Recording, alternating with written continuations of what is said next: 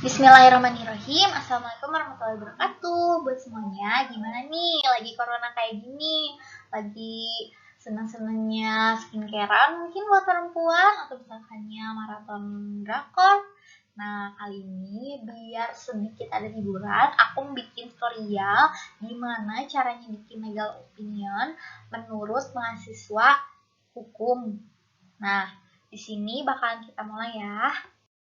Sebelumnya, aku mau kenalin dulu apa itu legal opinion atau disingkat LO.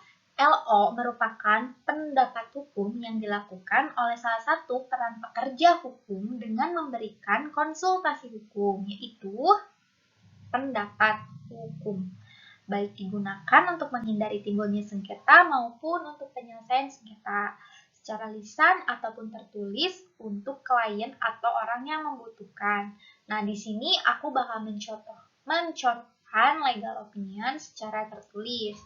Peran yang dijalankan seorang advokat atau paralegal atau pekerja hukum dengan memberikan konsultasi hukum berupa pendapat hukum tadi.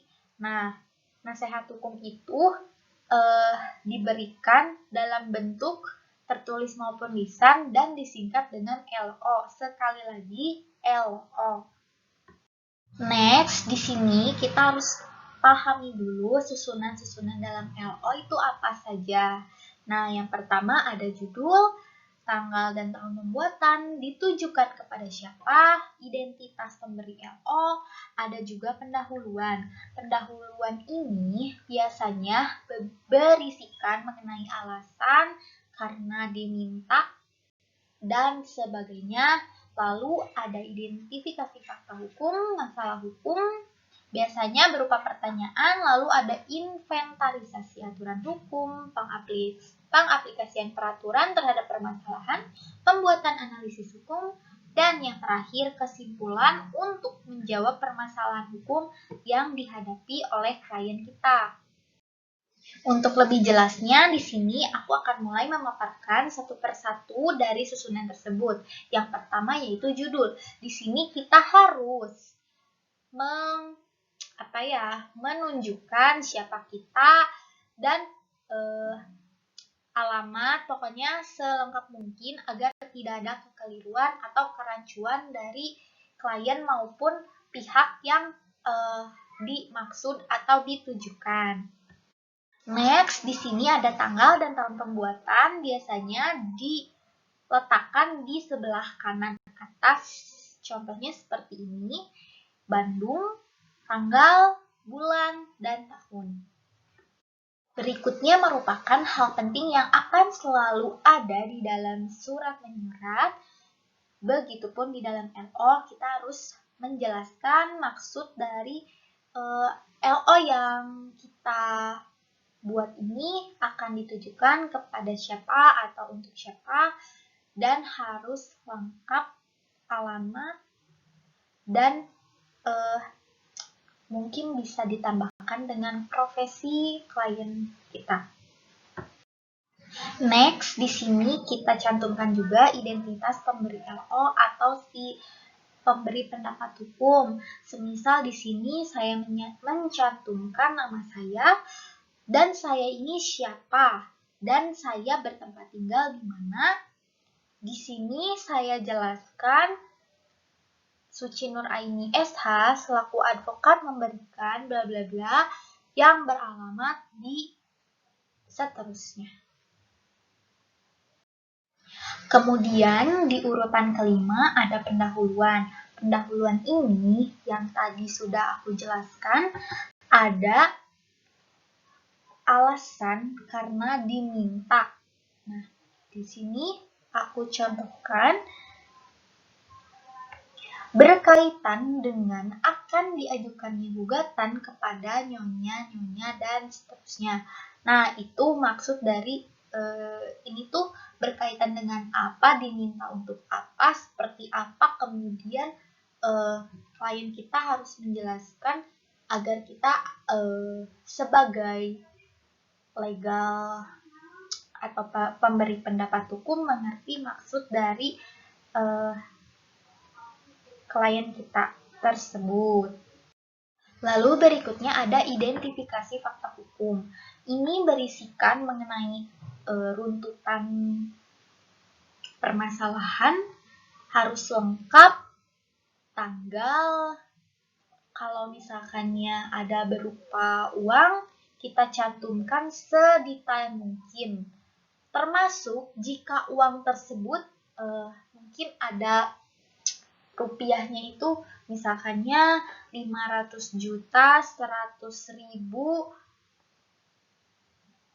6 perak mungkin semisalnya. Nah, kita harus cantumkan dengan lengkap di identifikasi fakta hukum. Yang berikutnya ada identifikasi masalah hukum. Di sini setelah melihat identifikasi fakta hukum, pastinya tentunya kita akan menemukan identifikasi masalah hukumnya. Mungkin dapat dirumuskan seperti poin per poin. Di sini dapat teman-teman saksikan bagaimana cara saya menyusun identifikasi masalah hukum. Lalu di sini ada inventarisasi hukum atau bahan hukum. Jadi yang pertama kita harus mengumpulkan produk hukum yang mengatur mengenai fakta hukum di atas. Jadi peraturan-peraturan apa saja yang bersangkut pautan dengan fakta hukum dan diusahakan jangan sampai meleset. Lalu ada identifikasi berjenjang. Di sini identifikasi dilakukan secara berjenjang atau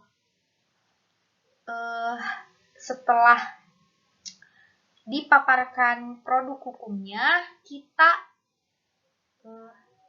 semacam disambungkan berikut apa identifikasi dari didasari diambilnya produk hukum tersebut. Lalu, jika kemudian ada pertentangan atau ketidaksesuaian antara aturan yang ada, tentukan aturan yang berlaku berdasarkan prinsip-prinsip hukum. Kemudian di sini ada pengaplikasian peraturan terhadap permasalahan. Setelah tadi kita merumuskan, di sini akan kita aplikasikan peraturan tersebut. Lalu ada analisa atau analisis hukum. Di sini saya dijadikan satu agar klien mudah memahami. Seperti contohnya ada di poin ketiga. Berdasarkan pasal 1967, pengaplikasian peraturan ini saya analisiskan terhadap masalah tuntutan hukum yang disimpulkan dari perjanjian yang diadakan dan ditandatangani oleh Nyonya Ayu Radandan selaku direktur dan Nyonya Beningsari selaku debitur pada tanggal 6 September 2016 masih mengikat kedua belah pihak hingga saat ini. Kenapa hal itu terjadi? Karena jika tuntutan yang bersifat kebendaan maupun perseorangan hapus karena daluarsa dengan lewatnya waktu 30 tahun. Dan ini belum terjadi dalam rentang waktu lebih dari 30 tahun. Maka dapat dituntut kemudian. Di sini kita sudah berada di tahap terakhir yaitu kesimpulan dan juga rekomendasi. Kesimpulan ini menarik seluruh cakupan isi dari analisis yang telah dilakukan. Lalu harus menjawab permasalahan hukum yang diinginkan oleh klien. Kemudian memberikan detail kesimpulan posisi klien harus seperti apa dan dia itu sebagai penggugat atau tergugat. Lalu dirumuskan juga rekomendasi strategi yang bisa dijalankan dalam penanganan perkara seperti klien tersebut di kemudian hari. Lalu sebagai pihak pemberi pendapat hukum akan disarankan dan lebih baik jika kita tidak memberikan janji-janji, maka itu harus dihindari.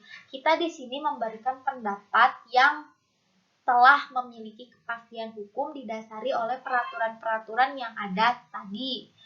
Namun untuk janji-janji selebihnya itu bukan kewenangan kita. Setidaknya rekomendasi sudah memberikan patokan kepada klien kita tersebut. Alhamdulillah udah selesai tutorial cara menyusun LO oleh saya Suci Nur Aini selaku mahasiswi Ilmu Hukum Universitas Islam Negeri Sunan Gunung Jati.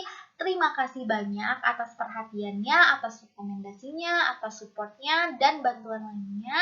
Saya harap ini dapat bermanfaat dan membantu. Jika ada pertanyaan, selebihnya mungkin dapat diajukan di kolom komentar. Lalu untuk dokumen lengkapnya akan saya cantumkan di description box. Terima kasih. Assalamualaikum warahmatullahi wabarakatuh. Dadah.